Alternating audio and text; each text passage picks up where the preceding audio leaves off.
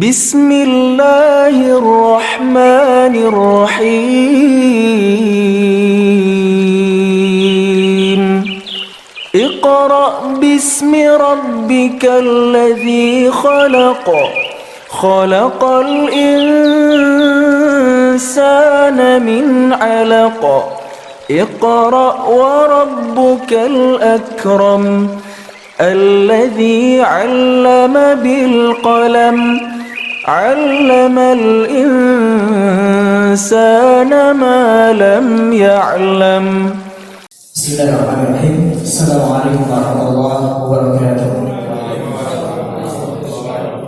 Alhamdulillah nahmaduhu wa nasta'inuhu wa nastaghfiruh wa na'udzu billahi min shururi anfusina wa min sayyiati a'malina. Man yahdihillahu fala mudilla lahu wa man yudlil fala hadiya lahu.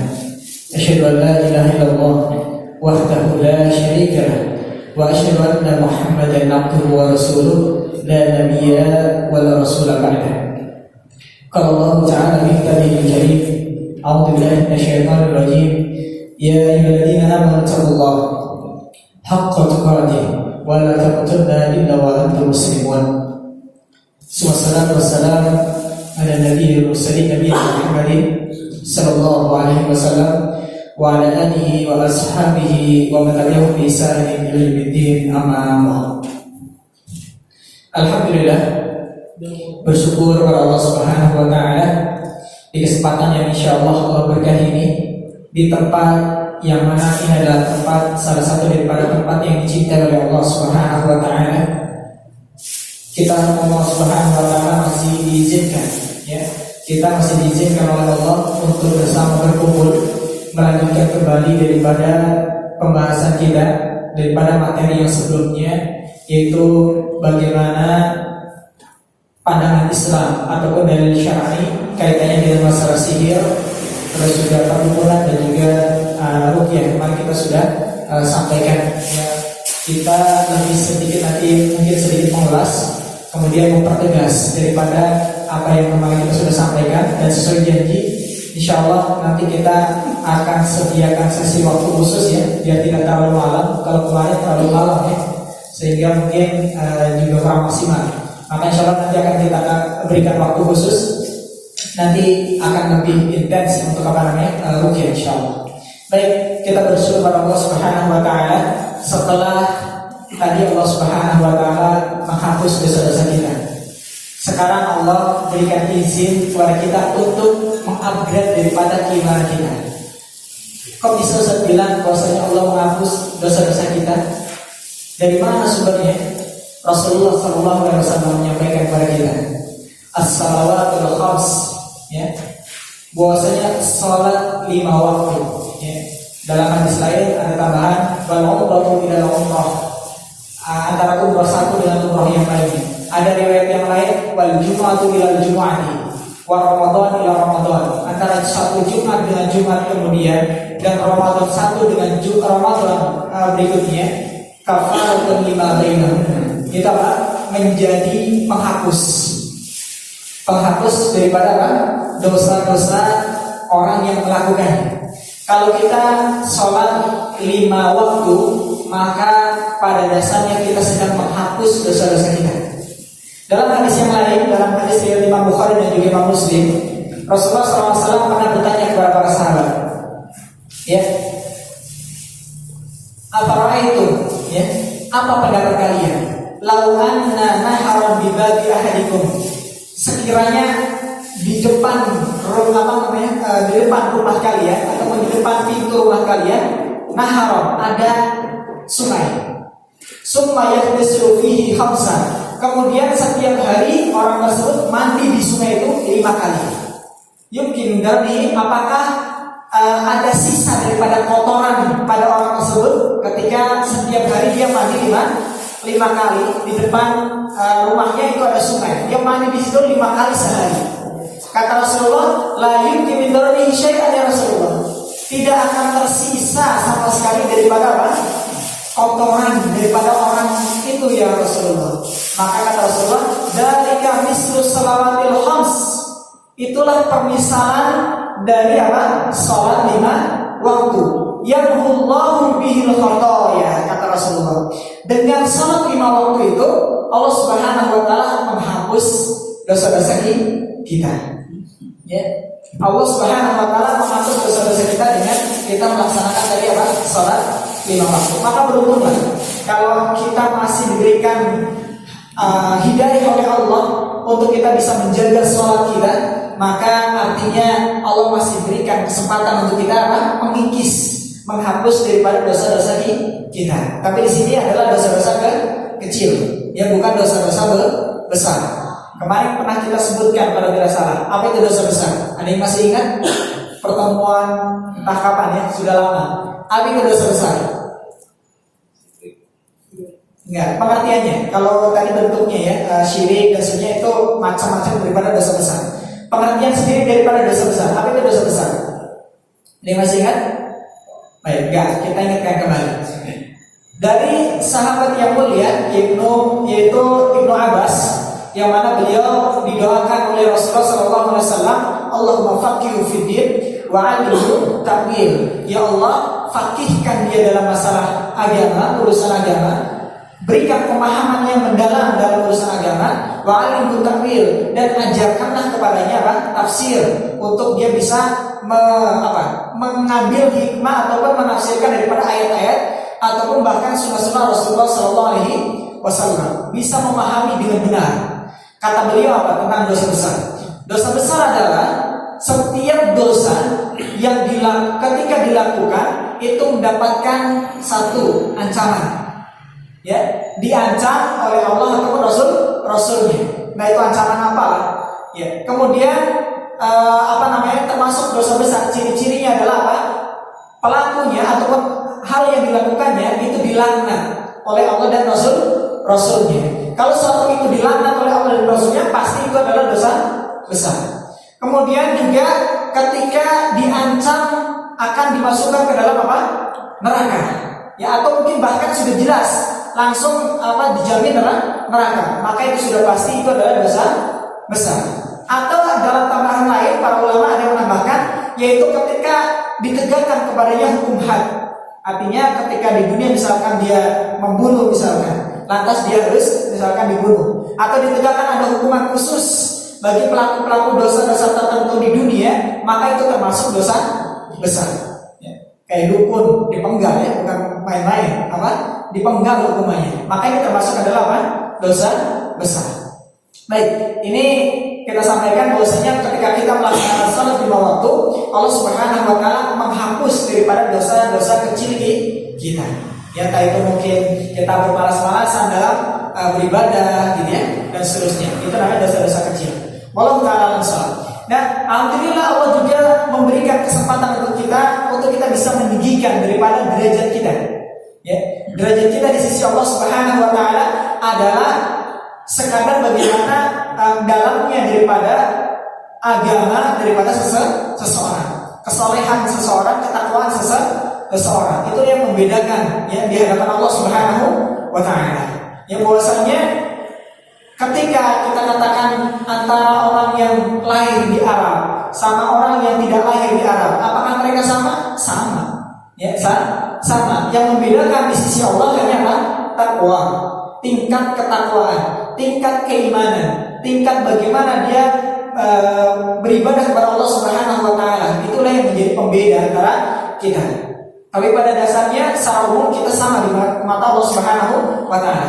Salah satu cara untuk Allah meninggikan derajat seorang hamba adalah dengan diberikan pemahaman terkait daripada ilmu. Baik, kita masuk pada materi. Kemarin kita sudah kupas sebenarnya cukup lumayan dalam ya, kemarin juga sampai malam sekali, yaitu kaitannya dengan masalah sihir dan seterusnya. Saya tidak akan banyak mengulas masalah sihir lagi. Kita akan lebih fokus kepada ruqyah, ya. Ruqyah, bagaimana hukum-hukumnya, bagaimana cara-caranya dan seterusnya. Kemarin kita sebenarnya sudah singgung sedikit ya. Baik, kita ulangi sedikit. Ruqyah, secara bahasa apa artinya ruqyah kemarin? Secara bahasa. Kalau secara bahasa, ruqyah itu artinya naik ataupun tinggi. Seperti halnya dalil Rasulullah SAW ketika mensifati bagaimana nanti keadaan sahibul Quran. Ketika Rasulullah SAW mengatakan yuqalu li sahibil Quran. Nanti akan dikatakan kepada sahibul Quran di hari kiamat, Iqra wartaqi warattil kama kunta turattil fid dunya fa inna manzilaka inda akhir ayatin taqra'uha, kata Rasulullah. Iqra, bacalah, wartaqi, asal katanya sama, yaitu dengan apa? Ruqyah. Wartaqi, naiklah. Jadi kalau secara bahasa ruqyah itu artinya apa? Naik. Kalau secara bahasa artinya naik.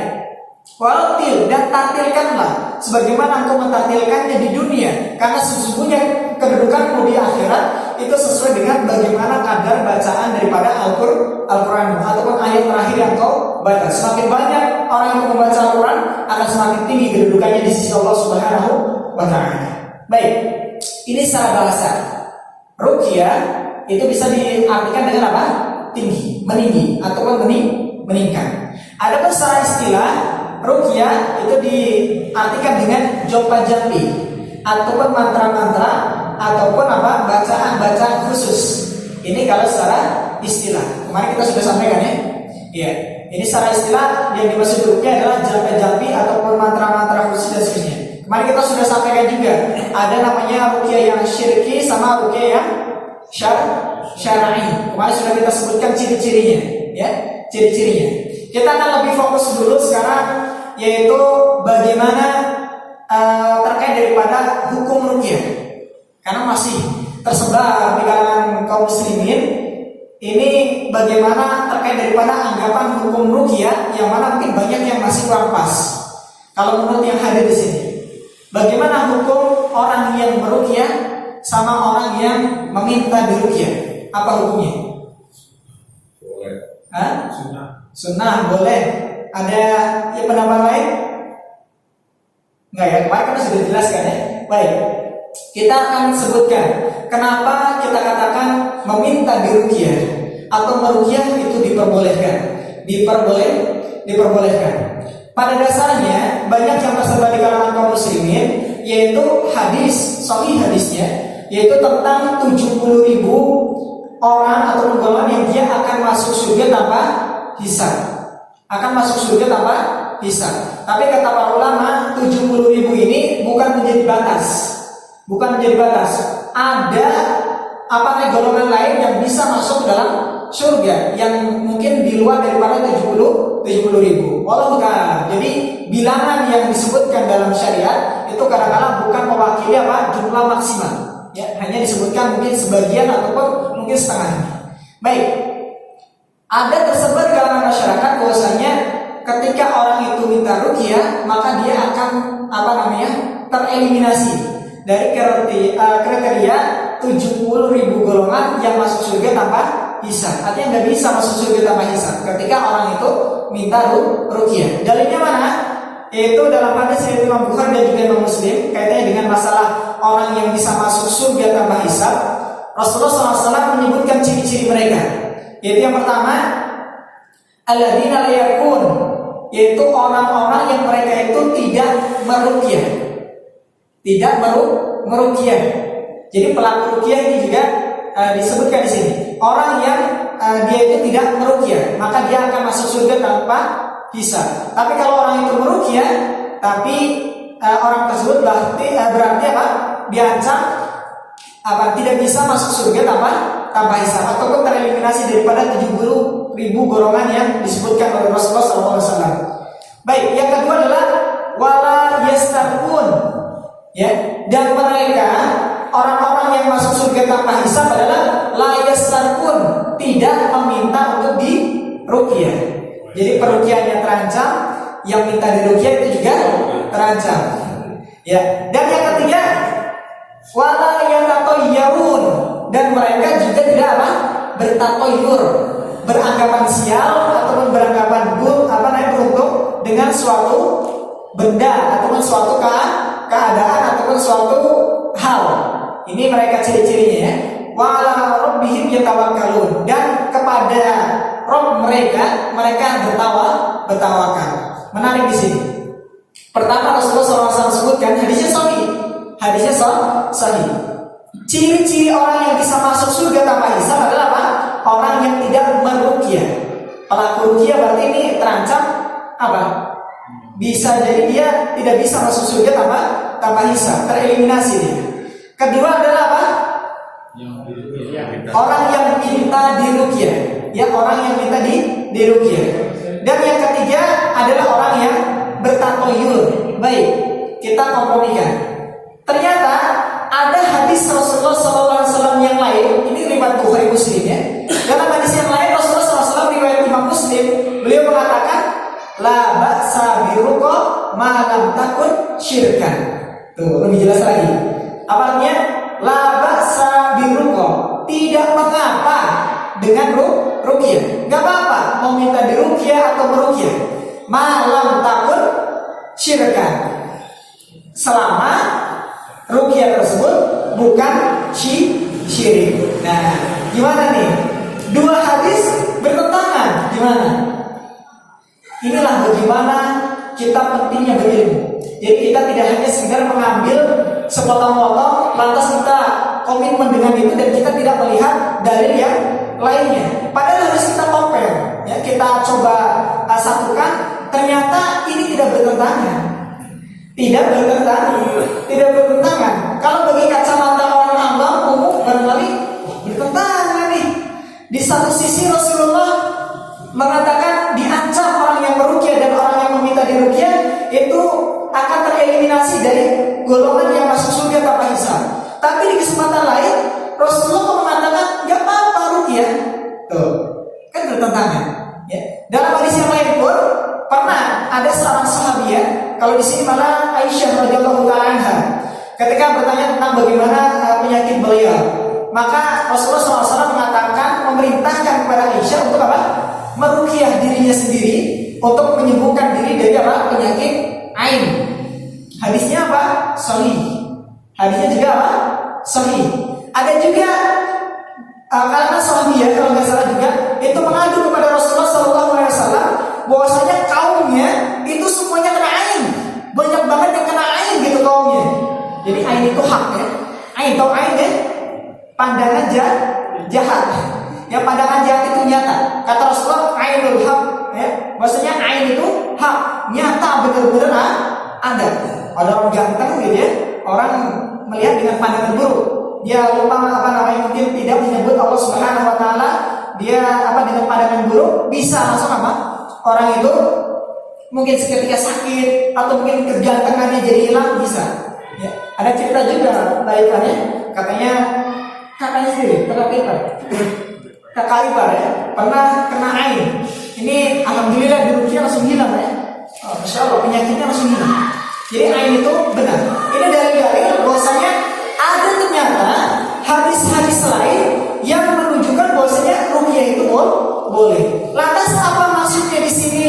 Rasulullah menyampaikan bahwasanya ruqyah dan orang yang meminta ruqyah dia apa namanya akan tereliminasi dari 70.000 golongan yang masuk surga tanpa hisab. Maksudnya apa? Yang dimaksud adalah ruqyah yang syirik. Ya, bukan ruqyah yang syar'i. Adapun ketika ruqyah itu syar'i, maka boleh. Dasar hukumnya adalah tadi Rasulullah SAW mengatakan la ba'sa biruqa ma lam takun syirkan. Ya, tidak mengapa untuk ruqyah ya selama ruqyah itu bukan kesyirikan. Ya, jelas di sini. Kalau kita gabungkan, coba kita urai hadis yang menyebutkan bahwasanya orang yang meruqyah dan orang yang meminta ruqyah dan juga orang yang bertatoyur itu apa namanya akan tereliminasi dari 70.000 golongan yang masuk surga tanpa hisab.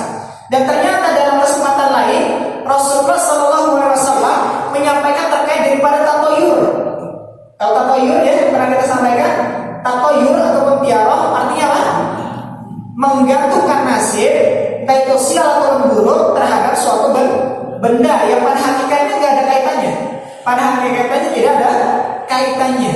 Dia menggantungkan nasib dengan suatu benda ataupun suatu keadaan, suatu momen tertentu. Itu namanya apa? Tiarah ataupun tatoyur. Dan kata Rasulullah SAW, at-tiyaratu syirkun. Ya, tiarah beranggapan sial dengan sesuatu itu adalah syirik. Nah, kenapa di sini disamakan oleh Rasulullah antara tiarah tadi jelas ya, tiarah itu adalah syirik. Tapi ruqyah? Kenapa dijadikan satu kelompok? Nah, ini menjadi penguat bahwasanya yang dimaksud peruqyah dan juga yang meminta diruqyah di sini adalah ketika ruqyahnya itu syirkun ataupun syirik. Jelas? Ya, jadi nggak ada perbedaan pendapat pada dasarnya. Kalau orang tersebut mengetahui dalil, ya, mengetahui dalil. Baik, jelas di sini. Tapi ada beberapa ulama yang mungkin menambahkan, memperjelas. Termasuk yang dimaksud adalah orang meruqyah dan juga orang yang meminta diruqyah itu tereliminasi dari 70.000 golongan yang masuk surga tanpa hisab adalah ketika orang tersebut bertawakal itu adalah kepada apa? Ruqyahnya. Bertawakal kepada si peruqyah ataupun bertawakalnya kepada apa? Bacaan ruqyahnya. Makanya di akhir hadis Rasulullah SAW mengatakan apa? Wa 'ala rabbihim yatawakkalun. Dan kepada Tuhan mereka, ya Allah Subhanahu wa taala, mereka bertawakal. Jadi dimaksud di sini termasuk tereliminasi adalah orang yang ketika meruqyah dia bertawakal itu kepada ruqyahnya ataupun bertawakal kepada bacaan yang dia baca. Maka ini termasuk akan nanti tereliminasi dari golongan yang masuk surga tanpa hisab. Jadi kalau misalkan ruqyah, meskipun ruqyah syar'i, kalau kata para ulama mengatakan gitu, meskipun ruqyah syar'i, tapi ketika dia bertawakal bukan kepada Allah, ya, meminta kesembuhan ataupun keyakinan kepada Allah untuk menyembuhkan penyakit ataupun lainnya, maka dia bertawakal kepada peruqyahnya, si pelaku ruqyahnya, ataupun kepada bacaan yang dibaca, ataupun mungkin air sebagai medianya dia percaya bertawakal kepada itu, maka dia bisa tereliminasi dari masuk surga tanpa hisab. Paham di sini ya? Jelas? Jadi kita satukan antara satu dalil dengan dalil yang lainnya. Ya, kenapa di sini makanya Rasulullah itu menggandengkan dengan tatoyur. Mungkin sedikit mengulas nih. Tatoyur itu artinya beranggapan sial ataupun beranggapan beruntung dengan sesuatu benda ataupun suatu hal keadaan. Maka ini termasuk kesyirikan. Contoh yang paling banyak di kalangan masyarakat adalah ketika misalkan tiba-tiba kuping misalkan ini berdering, ada alarm gitu. Katanya ada orang yang ngomongin.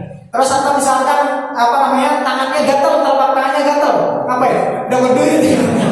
Waktu ini ternyata bukan hanya satu dua orang ya. Ini sudah menjalan kemana-mana gitu keyakinan seperti ini. Kalau gatel tangannya katanya dapat duit. Ada Pak? Yang gatel tangannya langsung bener-bener dapat duit? Nggak juga. Kalau budikan gimana? Dapat duit terus Bapak gitu. Nggak juga kan? Baik. Ada juga misalkan suara topeng gitu ya. Ada yang suka ngitung-ngitung tuh. Melarat sugi. Bergantung nasib kepada apa? Suara topeng. Kalau pas dengan misalkan bilangnya ganjil, oh kaya berarti. Tapi kalau bilangnya misalkan suara topeng itu genap gitu, maka melarat. Tahu melarat ya? Seru ngomong lagi tuh kayaknya. Ya, ini termasuk apa? Tiara. Ya, termasuk tiara, tatoyur dan tatoyur ataupun tiara ini termasuk kesyirikan. Atau misalkan nih Pak Faruk nih jualan ikan misalkan. Bukan promosi ya. Bukan promosi. Misalkan yang beli pertama kali itu dia pakai baju putih misalkan. Oh, hari ini bakal laris nih. Kenapa? Yang datang pertama kali pakai baju putih gitu. Atau misalkan yang datang pertama kali Pak Irfan nih, dia suka imam misalkan. Oh, bakal laris misalkan. Itu namanya apa? Tatoyur. Ya, beranggapan beruntung atau sial dengan suatu benda. Atau misalkan kebalikannya, dengan yang datang itu misalkan pakai baju hitam. Waduh, udahlah tutup aja toko hari ini. Kenapa Pak? Hari ini yang datang pertama kali bajunya hitam gitu. Maka itu termasuk apa?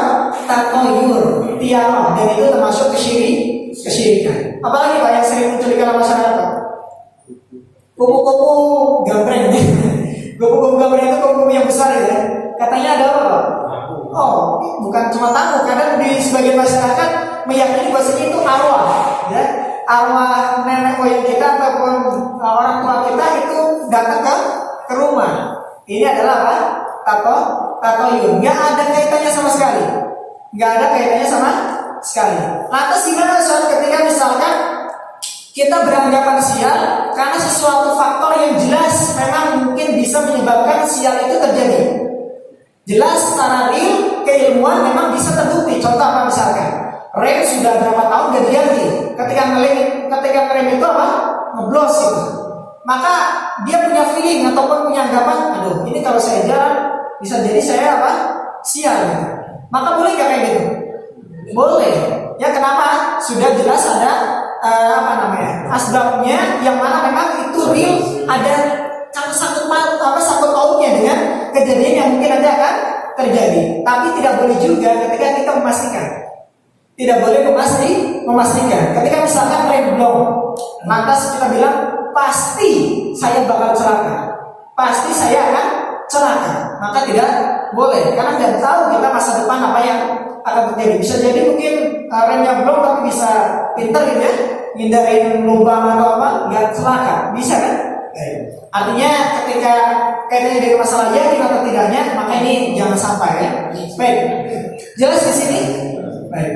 Atau baik, kalau misalkan secara dalil ada gimana boleh.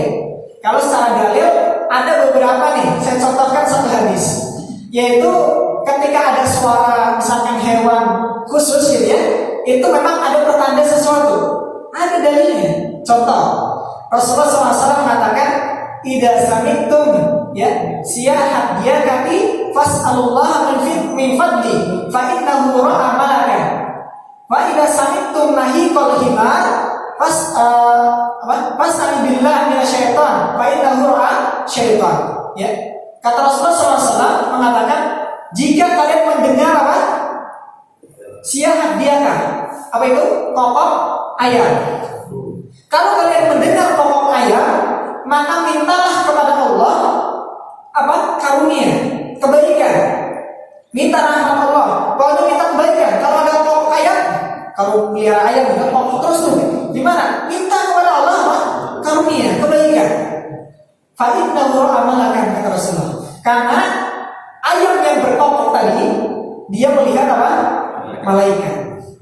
Kata siapa? Rasulullah. Ya, ini Rasulullah yang ngomong. Percaya nggak? Harus percaya. Meskipun secara zahir kita nggak bisa melihat bagaimana malaikat turun, bagaimana malaikat naik, atau mungkin ada setan atau enggak, kita nggak bisa lihat. Tapi kalau ini yang menyampaikan adalah Rasulullah, wajib bagi kita untuk apa? Beriman ataupun percaya. Kalau kita ingkar, maka sama saja kita telah kufur. Yang mengingkari syariat itu sama saja kufur. Baik, lanjutannya Rasulullah melanjutkan, wa idza sami'tum nahiqal himar. Ketika kalian itu mendengar ringkikan keledai, ya, maka kalian mintalah pertolongan ataupun perlindungan kepada Allah dari syaitan. Fa innahu syaitan. Karena sesungguhnya keledai itu sedang melihat syaitan. Jadi kalau ada keledai, ya, dia meringkik, ya, maka dia berarti sedang melihat syaitan. Kita diperintahkan untuk meminta perlindungan kepada Allah. Karena syaitan bisa memberikan maudharat untuk kita. Nah, itu mungkin sifatnya apalah mengganggu dan seterusnya. Paham di sini? Kalau ini yang menyampaikan Rasulullah. Jadi kalau ada kokok ayam, itu bukan pertanda ada perawan yang hamil. Kan? Yang tersebar di kalangan masyarakat, kalau ada kokok ayam, itu artinya apa? Ada perawan hamil. Itu dari dulu kayaknya. Dari dulu sampai sekarang masih terpelihara itu. Kalimat lokal. Kalimat lokal kalau itu bertentangan dengan syariat, maka tidak boleh apa? Dipelihara ataupun diyakini. Jelas di sini ya. Ada kokok ayam, itu tanda ayam itu melihat malaikat. Kita disuruh untuk meminta apa? Kebaikan. Jangan sampai kita, wah, ada perempuan hamil, siapa nih? Akhirnya apa? Muncul suudon. Yo, jangan-jangan dia nih. Pulang tadi malam jam 1 ini. Padahal lembur di kerjaan gitu ya. Nah, akhirnya terjatuh pada dosa besar. Menuduh perempuan yang salihah ataupun perempuan muslimah dia berzina, maka termasuk daripada 7 dosa besar yang bisa membinasakan. Bahaya kan? Bahaya. Maka jangan jangan remehkan tuh. Hanya suara apa? Ayam gitu. Itu bisa menjadi penentu kafirnya kita ataupun tidaknya kita, ataupun kita dapat dibinasakan oleh azab ataupun tidak, gara-gara apa? Kokok ayam. makanya kearifan lokal ataupun mungkin sifatnya yang sudah menjamur di masyarakat, ini kita harus timbang dengan tinjauan ilmu syar'i. Nggak boleh sembarangan, ya, sembarangan kita terima. Ini sudah turun-temurun dan banyak ternyata betul. Nah, ketika ternyata kebetulan seperti itu benar, gimana kita menyikapinya? Bisa jadi itu Allah Subhanahu wa taala ingin menguji kita. Apakah kita meyakini ataupun kita tidak meyakini. Ketika kita meyakini, bisa jadi kita terjatuh dalam tatoyun, sehingga kita termasuk berbuat kesyirikan. Atau kita nggak meyakini, maka artinya iman kita kuat, kita punya ilmu bahwasanya tidak ada kaitannya dengan masalah yang mungkin demikian. Kayak contoh tadi pokok ayat. Atau misalkan bulan purnama gitu ya. Kalau bulan purnama terjadi itu anak-anak suruh masuk semua, jangan lihat ke atas gitu. Atau semuanya disuruh pegang semua benda yang bisa dipukul, ya. Entah itu kentongan, entah itu besi, apapun semuanya yang bunyi nyaring. Kenapa? Biar buta hijau katanya nggak bisa nelen bulan. Makanya adalah tahyul, ya, termasuk tahyul yang terpelihara. Paham di sini? Baik, kalau ada yang disebutkan ini warisan para wali, wali songo dulu kayak gini ngajarkan, dusta. Kalau wali yang benar-benar dia adalah wali, maka pasti dia akan mengajarkan seperti itu. Ya, kalau dia mengajarkan seperti itu, bisa jadi ya orang itu nggak tahu gitu. Ya, bahwasanya dia turun temurun ternyata itu sudah dibungkui dengan kedustaan. Wali bisa terbang sih, gitu ya, kemana hilang dan seterusnya. Mungkin itu bumbu-bumbu di masyarakat. Saya tidak sampai mengatakan wali syaitan. Jadi tidak mengatakan wali syaitan, karena walinya nggak salah. Yang salah itu adalah apa?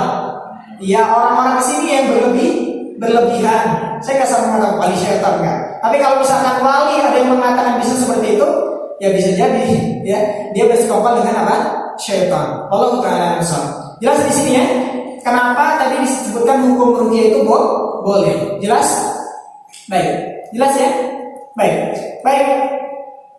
Kemudian mungkin sedikit kita revisi kaitan dengan bagaimana kaitan dengan orang yang bisa melihat jin.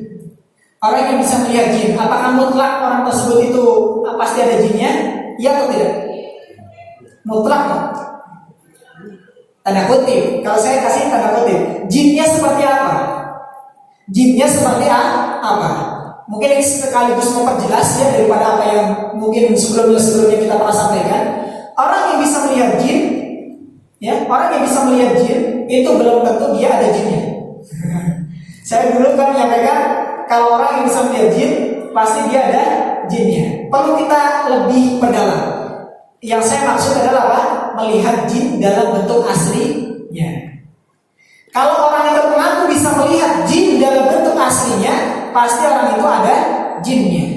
Orang itu pasti ada jinnya. Tapi kalau orang itu misalkan melihat jin itu menyerupai manusia, apakah orang itu pasti ada jinnya? Iya kan? Enggak juga. Buktinya siapa? Abu Hurairah. Ketika itu Abu Hurairah disuruh untuk menjaga zakat, ya, suruh menjaga zakat. Ada semalam datang seorang, dia ingin mencuri daripada zakat yang dikumpulkan di situ yang dijaga oleh Abu Hurairah. Lantas ditangkap sama Abu Hurairah, ingin diadukan kepada Rasulullah, tapi Abu Hurairah iba, ya, rasa kasihan. Kata orang ini, dia bilang, saya nggak punya apa-apa, nggak punya pekerjaan, saya butuh ngasih makan untuk anak dan istri saya. Akhirnya dibiarkan, ya, sama Abu Hurairah, dilepaskan. Lantas diadukan kepada Rasulullah, sampai 2 kali, ya, diadukan kepada Rasulullah SAW. Dia mengatakan yaitu dusta. Pasti dia malam ini akan datang lagi, ya, malam ini dia akan datang lagi karena berpegang dengan apa yang dikatakan Rasulullah. Benar-benar ditunggu sama Abu Hurairah, benar datang lagi orangnya itu. Ketika ditangkap sama Abu Hurairah, ternyata orang itu mengajari Abu Hurairah untuk membaca zikir sebelum tidur agar supaya bebas dari gangguan syaitan ataupun mana bahaya gitu. Kata orang ini yang bertemu dengan Abu Hurairah dan ditangkap oleh Abu Hurairah, bacalah ayat kursi. Tuh, Abu Hurairah diajari untuk baca ayat kursi. Karena Abu Hurairah tahu bahwasanya itu adalah seorang pendusta ataupun kata Rasulullah pasti dia nanti akan datang lagi istrinya, akhirnya diadukan pada Rasulullah. Benar Rasulullah, kata tahu bahwasanya orang itu datang lagi semalam gitu. Dan dia mengajarkan aku untuk aku baca ayat kursi sebelum aku tidur. Maka kata Rasulullah, dalam hal ini dia benar, jujur dia. Tapi sebenarnya dia itu pendusta. Sebenarnya dia itu adalah syaitan. Ya. Sebenarnya syaitan, tapi dalam keadaan itu ketika ditangkap sama Abu Hurairah dia jujur gitu ya. Bahwasanya untuk bisa menangkal daripada gangguan jin ataupun syaitan itu dengan membaca ayat kursi. Apakah kita katakan Abu Hurairah itu ada jinnya sehingga belum bisa melihat jin? Enggak, ya. Jadi lebih kita perjelas orang yang bisa melihat jin dalam wujud asli jin, maka itu bisa dikatakan orang tersebut ada jinnya. Tapi kalau orang itu melihat jin itu menyerupai sesuatu, maka tidak mesti orang itu pasti ada jinnya, tidak mesti. Wallahu ta'ala alam, kayak yang muncul misalkan pocong, kuntilanak, katanya ada di sini yang melihat pocong ya. Enggak, mungkin saya nggak katakan orang itu ada jinnya gitu. Karena bisa jadi kasusnya seperti halnya Abu Hurairah. Kalau Abu Hurairah jinnya itu menyerupai manusia. Mungkin ada jin itu menyerupai pocong, tapi mungkin bentuk aslinya bukan pocong. Bentuk aslinya bukan pocong, tapi jin itu muncul menyerupai pocong sesuai dengan yang ditakuti oleh seorang hamba tersebut. Maka Allah Ta'ala mungkin orang itu belum tentu ada jin. Jelas di sini ya. Ini sekaligus mungkin memperjelas dan mungkin mengkoreksi barangkali ada ucapan saya yang mungkin kurang jelas. Paham di sini? Karena ada juga riwayat-riwayat yang lain kayak sampai ada yang berkelahi, terus juga ada juga yang dalam hadis yang lain ya, bukan hadis, maaf, cerita orang-orang saleh terdahulu. Ada pernah studi kasus, ada kasus lah, ketika syekh tersebut meruqyah seseorang, ketika diruqyah ada terjadi dialog. Jin ini dia mengatakan, ketika ditanya, kenapa kamu masuk ke dalam tubuh orang ini? Maka kata jin itu, saya dendam kepada orang ini. Kenapa? Anak saya mati karena ulah anak orang ini. Maka syekh tersebut mengatakan, loh, kan manusia ini kan tahu kalau di situ ada kamu sama anak kamu, kan nggak bisa melihat kamu gitu. Maka kata jin ini, ya kenapa dia nggak baca Bismillah ketika dia membuang air panas ke lubang sehingga anak saya bisa menghindar ketika orang itu membaca Bismillah. Tuh. Jadi ada syaratnya. Kalau kita mau buang air panas itu ya ke lubang, jangan lupa baca Bismillah. Karena bisa jadi di situ ada jin. Dan ketika misalkan kita nggak baca Bismillah, kita sembarangan buang ke lubang itu, khawatir terjadi seperti yang tadi ya, kasus tadi. Anak jin itu mati, sehingga orang tuanya dendam, membalas dendam sehingga merasuki tubuh orang itu dan membuat orang itu mungkin jauh dari Allah atau mungkin membuat orang itu sakit dan seterusnya. Jelas di sini ya, secara real dalil ada. Dan kita sampaikan sekali lagi, kita pertegas, orang yang bisa melihat jin itu belum tentu ada jinnya. Kalau orang itu bisa melihat jin dalam bentuk asli jinnya itu, baru orang itu pasti ada jinnya. Bahkan ada pernyataan dari salah satu imam besar yang sangat-sangat lebih lebih menggemparkan bagi sebagian orang. Beberapa waktu ini kita mendengar ada sebuah podcast ya, saya nggak sebutkan, kalau mau sebutkan nggak apa sih. Tapi ini podcastnya dokter Nasrani ya, bukan Islam. Namanya Dr. Richard, kalau bisa dicari.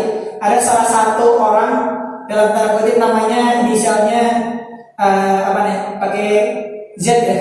Dalam bahasa polisi ada inisial Z. Tapi beliau adalah seorang Habib. Katanya adalah seorang Habib Z. Saya nggak sebutkan namanya. Dia mengatakan bahwasanya kalau pesulap merah, saya namakan lagi pesulap merah nih. Kalau pesulap merah bilang bahwasanya orang yang bisa melihat jin itu batal keislamannya, maka dia menghina saya. Saya yang ngasih makan jin gitu. Orang tua saya yang ngajarin ngaji jin gitu. Terus ada pesantren di daerah sini itu pesantren jin gitu. Dia menghina saya kalau mengatakan bahwa saya melihat jin itu berarti batal syahadatnya. Ternyata yang mengatakan batal syahadatnya itu bukan pesulap merah. Dalam Tabaqat Asy-Syafi'iyah Kubra, yaitu perkataan terkait daripada bagaimana fatwa-fatwa ataupun mungkin ucapan-ucapan daripada Imam Syafi'i. Imam Syafi'i beliau mengatakan bahwasanya orang yang mengaku dia itu melihat daripada bentuk jin asli, gitu ya, bentuk asli jinnya aslan, ya secara asli, maka apa? Batal syahadat. Bahwasanya apa? Batal syahadatnya. Persaksiannya, syahadatnya itu apa? Batal. Murtad kalau kata Imam Syafi'i. Tuh, bukan pesulap merah nih. Siapa yang mengatakan? Imam Syafi'i gitu. Makanya dari sini tadi saya mau memperjelas ya. Ketika ada orang yang dia itu yang bisa melihat jin secara bentuk asli jin itu, maka kalau mungkin yang ringan dia pasti ada jinnya. Itu yang ringan yang sering populer di kalangan masyarakat. Yang lebih kerasnya Imam Syafi'i mengatakan batal syahadatu. Syahadatnya menjadi batal. Tuh, bayangin. Bukan saya yang ngomong, bukan pesulap merah yang ngomong, tapi Imam Syafi'i. Sekelas apa Imam Syafi'i? Jauh daripada si Habib ini. Jelas ya?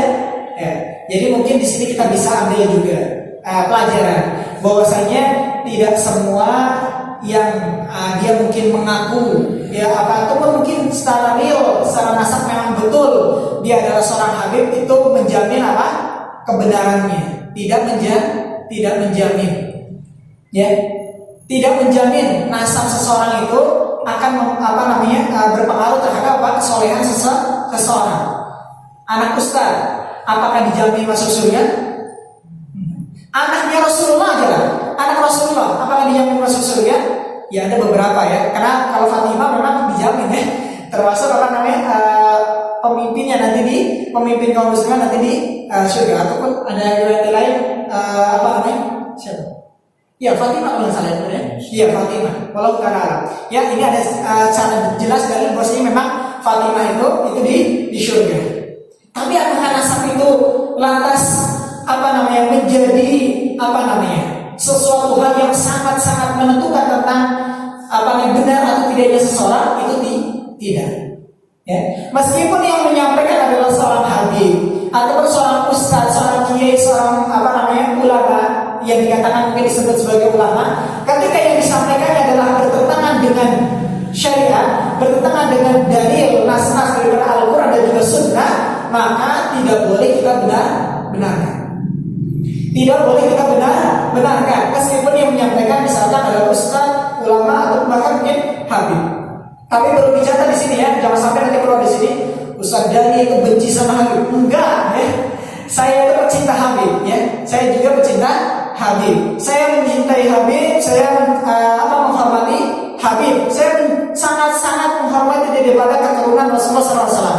Tapi dalam tanda kutip mencintai, menghormati sesuai dengan kadarnya, sesuai dengan aturan syariat, tidak berlebihan. Ya, kalau misalkan Habib itu salah, saya bilang salah. Ketika Habib itu menyelisihi Rasulullah, nas yang jelas sahih, maka kita katakan salah. Ketika Habib itu misalkan nggak sholat berjamaah, padahal jelas perintah sholat kepada laki-laki adalah untuk berjamaah, lantas dia mengatakan saya terlepas dari kewajiban sholat berjamaah, maka saya katakan salah. Kenapa? Bertentangan dengan dalil, bertentangan dengan hujjah, bertentangan dengan Al-Quran ataupun Sunnah Rasulullah SAW.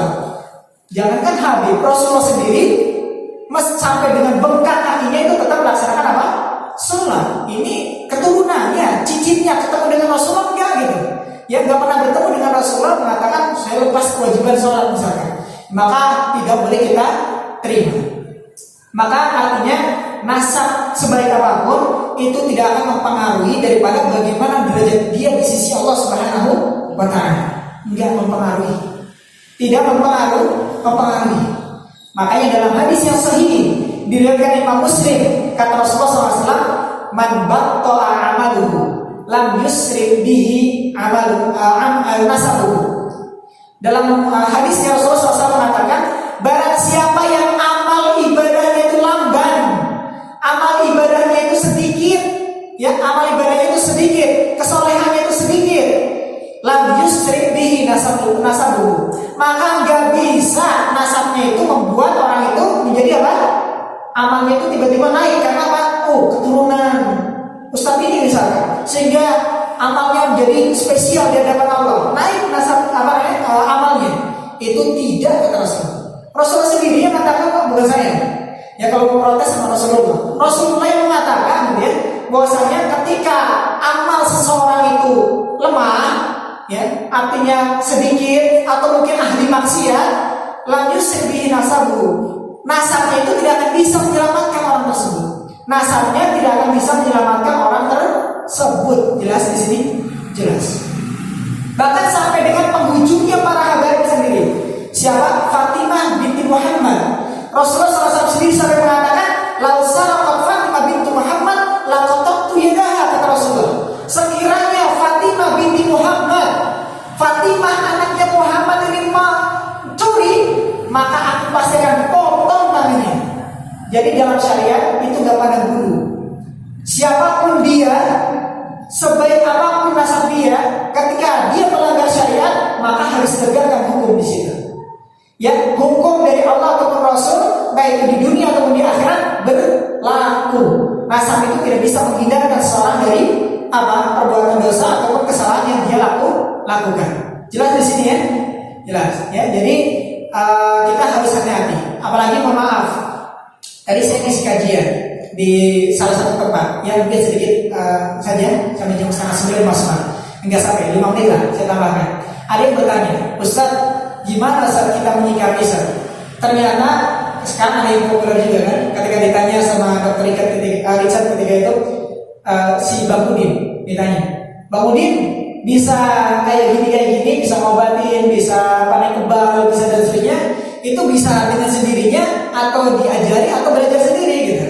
Kata Bang Udin, saya dulu di pesantren ada kitabnya. Tuh, ada kitabnya. Apa kitabnya namanya? Saya sebutkan aja. Tapi saya pesan ya, jangan diamalkan. Ya, jangan diamalkan. Kalau diamalkan atau diyakini, saya berlepas diri. Nama kitabnya kata Bang Udin, Samsul Ma'arif. Samsul Ma'arif. Itu yang pertama. Yang kedua, kitab Al-Awfa. Dan ketiga adalah Mambaul Hikmah. Coba dilihat di rekam jejak digitalnya ada. Dia mengatakan demikian. 3 kitab yang dikatakan Samsul Ma'arif, Al-Awfa sama Mambaul Hikmah. Coba cek kitabnya. Isinya apa? Raja-raja. Ya. Samsul Ma'arif itu lebih dominan dengan zikir-zikir tertentu. Diamalkan berapa sekian kali maka hasilnya seperti ini. Tulis ini dan seterusnya di sini, maka akan seperti ini. Bahkan kalau saya dulu punya kitabnya, itu untuk melet itu aja. Melet, ya, bukan kelet ya. Melet wanita itu ada kitabnya. Di kitab itu disebutkan, ditulis ya, apa mungkin huruf-huruf Arab itu digunakan untuk melet seorang wanita. Ada. Atau misalkan untuk melariskan dagangan, ada. Tuh, ada.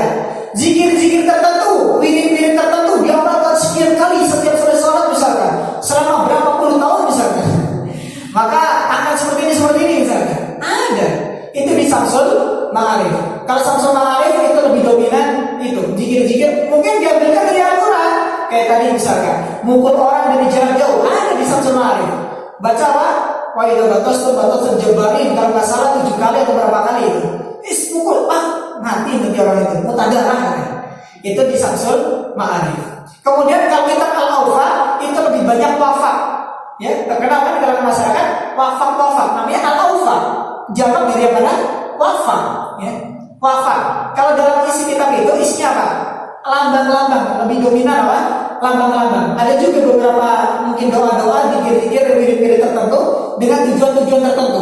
Kalau yang populer di media sosial ada apa nekof ya.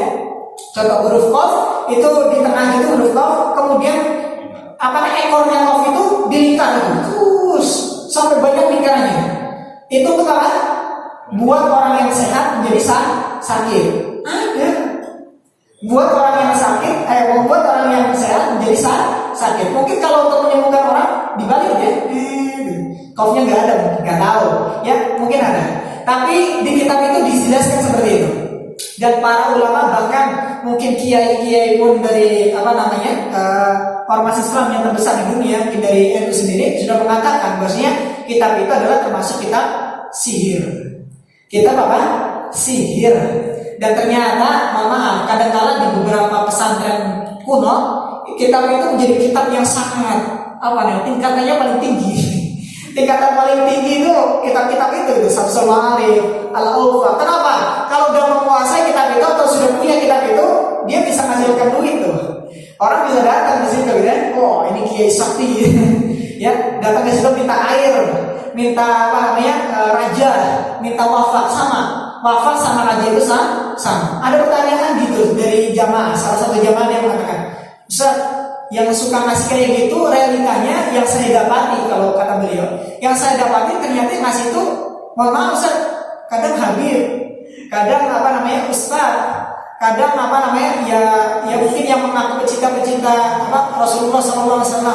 Bagaimana kita menyikapinya Ustaz? Saya bilang, sekali lagi saya tekankan, saya tidak membenci Habib, saya tidak menghina ataupun menjelek-jelekan Habib. Kita harus angkat, kita harus muliakan, tapi dengan sesuai koridor syar'i. Maka saya sampaikan, nasab itu tidak mempengaruhi, menjamin tentang kebenaran apa yang dia lakukan.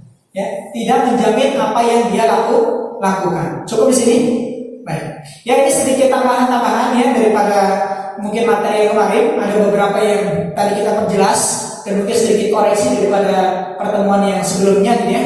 Dan insyaallah kita coba ruqyah secara masalah ya. Tapi mohon maaf, kayaknya saya ruqyahnya nggak pakai mikrofon. Kalau bagi saya sendiri, kalau ruqyah pakai mikrofon itu kayaknya rasanya beda. Di telinga bapak-bapak beda nggak? Kalau misalnya saya ngomong langsung gini sama pakai mikrofon, beda nggak? Beda kan? Beda rasanya. Gak apa-apa. Jadi saya minta, karena sesuai dengan janji kita coba akan begini. Tapi kita tidak ruqyah mandiri ya. Saya langsung dengan membacakan ayat-ayat Al-Quran. Kalau nggak perlu nanti kita tadi praktekkan ruqyah mandiri nggak apa-apa, tapi nggak usah 3 kali nggak apa-apa nanti. Kemudian saya bilang minta untuk mungkin jaraknya jangan terlalu jauh ini ya. Coba mungkin baris di sini nggak apa-apa buat kayak sholat, sehingga ketika ada yang sakit, kemarin ada beberapa ya yang baru sakit dan juga bahkan bilang jangan didengar gitu. Maka insyaallah akan kita bantu. Yang jelas perlu kita garis bawahi di sini harus ikhlas. Niat kita yakin, kita benar-benar tulus memohon kepada Allah untuk terlepas dari segala macam gangguan ataupun penyakit. Kita memohon pertolongan kepada Allah untuk Allah sembuhkan segala macam penyakit, dan kita bertobat kepada Allah Subhanahu wa Ta'ala. Jelas di sini ya? Baik. Kreasinya kemarin masih ada ya? Kreasinya masih ada kemarin? Sudah dibuang? Udah nggak apa-apa. Ya semoga ini nggak ada yang bertanya. Baik. Atau mau kita tulis dulu? Atau mau kita praktek, nggak apa-apa? Nggak ada plastik. Gimana? Mau kita khawatir. Sebenarnya nggak pasti muntah, tapi mungkin kadang-kadang ada gitu. Mau sekarang atau kita nanti kapan-kapan lagi? Mungkin minggu depan kita materinya sudah lain ya? Nggak ada lah, nggak apa-apa ya. Yang penting jangan muntah. Kalau mau muntah ke kamar mandi aja ya. Baik, boleh? Baik, silakan bisa berbaris ya. Kita akhiri dulu ya majelis kita pada malam hari ini. Gak ada pertanyaan ya sebelum kita mulai ruqyah? Boleh, silakan. Iya, silakan.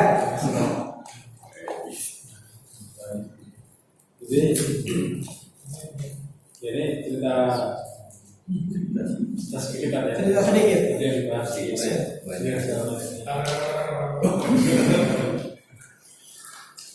Yang pertama, tadi ruqyah itu kan keputusannya boleh.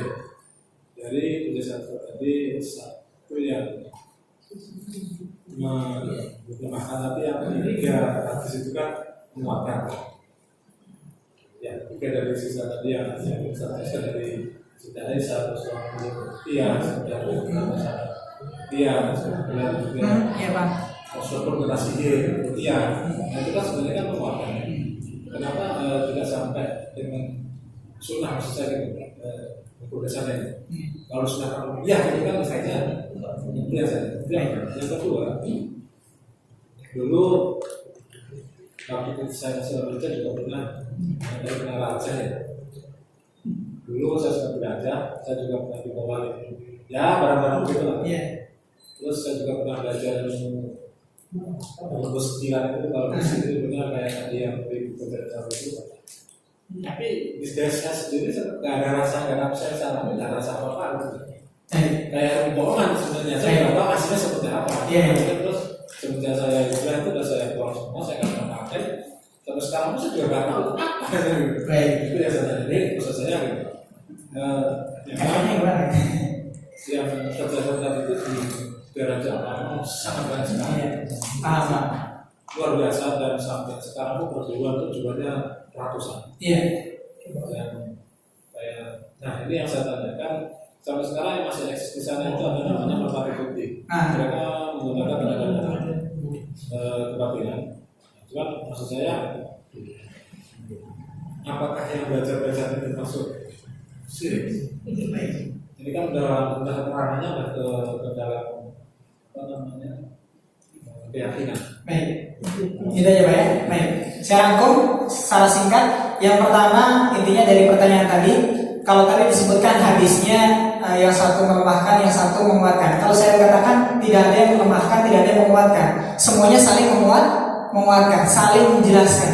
Ya, makanya saya tadi sampaikan bahwasanya hadis kayak tadi contoh misalkan Rasulullah membolehkan untuk ruqyah, terus juga ada menyuruh ada sahabiah ataupun sahabat untuk meruqyah, itu menjelaskan bahwasanya yang dimaksud ruqyah di situ adalah ruqyah yang syirik, ya, ruqyah yang syirik yang itu kata Rasulullah bisa menyebabkan pelakunya ataupun orang yang meminta ruqyah itu bisa tereliminasi dari 70.000 golongan yang masuk surga tanpa hisab. Semuanya hadisnya sahih, semua hadisnya sahih, bukan saling melemahkan, tapi saling menguatkan, saling menjelaskan. Tinggal kita melihat dari sisi pandang yang mana. Itu yang pertama Pak ya. Kemudian tadi lebih kepada spesifik, pertanyaannya adalah kenapa tidak sampai disunahkan? Tuh, kan ada pertanyaannya apa?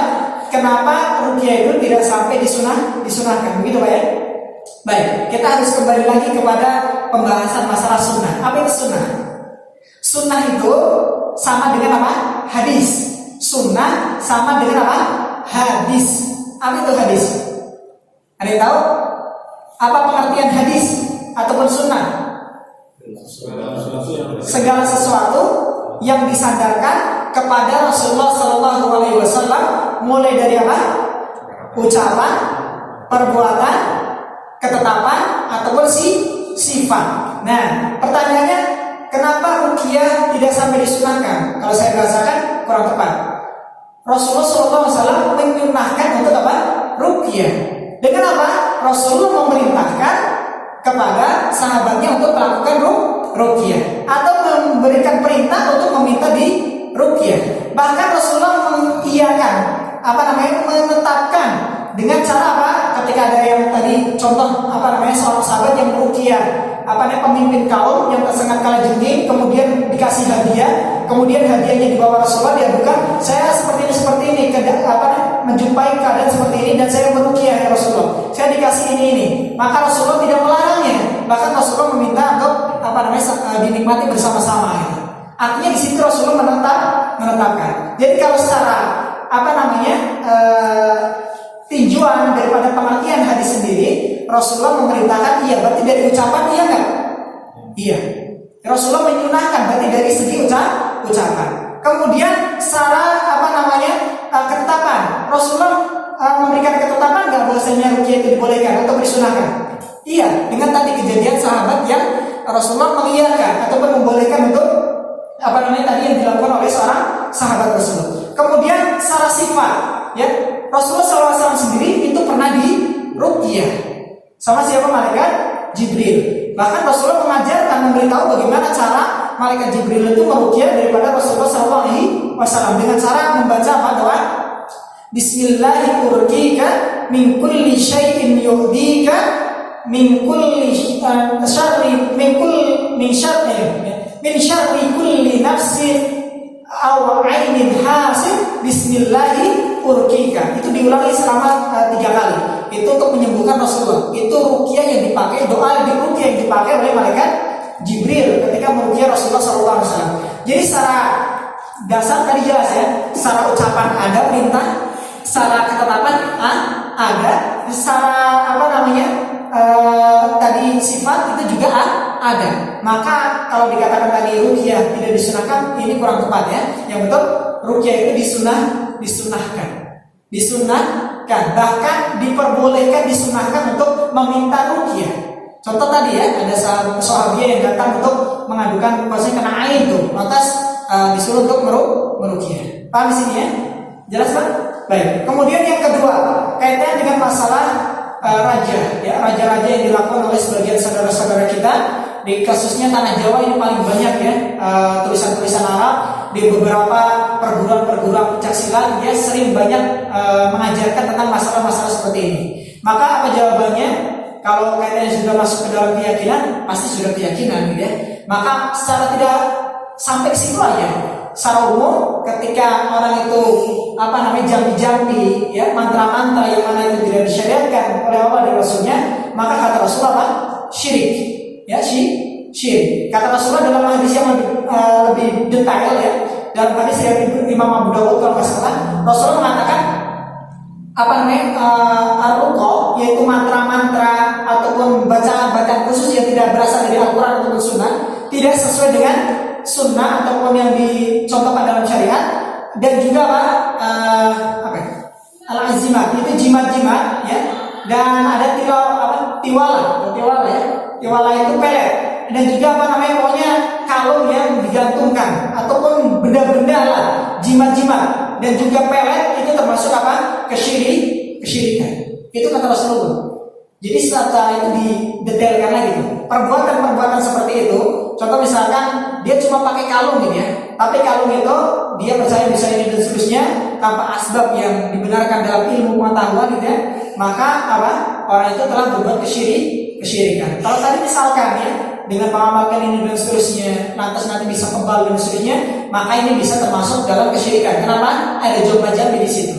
Dan ada kalanya ada ritual-ritual yang mana itu menyelisih syariat. Contoh, harus puasa 7 hari full misalnya. Boleh nggak dalam Islam? Nggak boleh, nggak dicontohkan gitu ya. Ada sahabat Rasulullah yang dia ingin puasa ngebleng gitu ya, nggak sahur, nggak buka dan seterusnya, maka dilarang oleh Rasulullah SAW. Yang ada adalah kalau mau puasa maksimal itu adalah puasa Daud, sehari puasa sehari tidak. Itu ritualnya ada pasti. Kalau yang mengaku Islami ya, yang raja-raja yang Islami ataupun jimat-jimat Islami adalah puasa nih, puasa putih misalkan. Jangan makan makhluk yang bernyawa. Makanlah yang putih-putih aja. Nasi aja, sama garam. Kalau garamnya warnanya oranye nggak boleh gitu ya. Atau misalkan makan ikan asin misalkan, nggak boleh juga gitu ya. Atau pokoknya nggak boleh. Ada puasa putih namanya, maka ini tidak dibolehkan. Jelas di sini ya, ritual entah itu mungkin dari bacaan atau mungkin secara keyakinan ini juga masuk dalam kategori syirik. Tapi kalau sekarang misalkan ada yang pakai kalung tertentu, tapi secara medis memang terbukti bahwasanya penelitian batu itu mengandung misalkan unsur yang bisa mempengaruhi daripada kesehatan. Ya kalau itu bisa dibuktikan secara ilmiah, maka wallahu ta'ala tidak mengapa. Tapi kalau saran dari saya jangan digunakan. Kenapa? Khawatir kita bertawakal kepada batu tersebut, ya, ataupun beranggapan yang memberikan kesembuhan, memberikan kesehatan itu adalah batu itu. Padahal itu adalah hanya sekedar wasilah. Ya, tapi kalau misalkan dia tahu bahwasanya benar-benar meyakini bahwasanya itu adalah dari Allah dan memang secara keilmuan dibuktikan, mungkin batu giok atau batu apa lah ya, yang mungkin secara profesor sudah mengakui dan seterusnya, nggak masalah. Insya Allah tidak masalah. Tapi kalau hanya misalkan empon-empon gitu ya, isinya cabai, apalagi beras dan seterusnya, itu bisa menolak dan seterusnya, itu secara ilmiah nggak ada gitu ya. Nggak ada kalau ini. Kalau yang ada mungkin diminum ya. Minum cabai atau apa gitu. Ya, kalau enggak jelas Pak ya. Baik, cukup ya. Baik, silakan bisa mendekat secara singkat saja, kita tidak perlu lama-lama. Kita akhiri dulu ya daripada majelis kita dengan doa penutup majelis. Subhanakallahumma bihamdika asyhadu an la ilaha illa anta astaghfiruka wa atubu ilaik. Sekian, wassalamualaikum